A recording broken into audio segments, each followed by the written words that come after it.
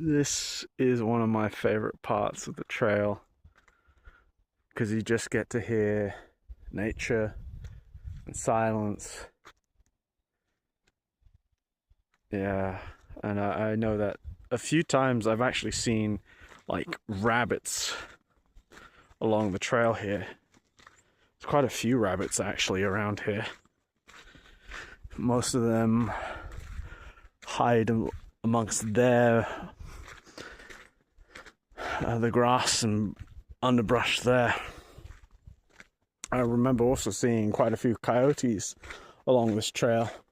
I even followed a coyote up the mountain there. Yeah. Oh yeah, there's also rattlesnakes. Forget about the rattlesnakes. I actually saw a dead rattlesnake on the trail once. It was kind of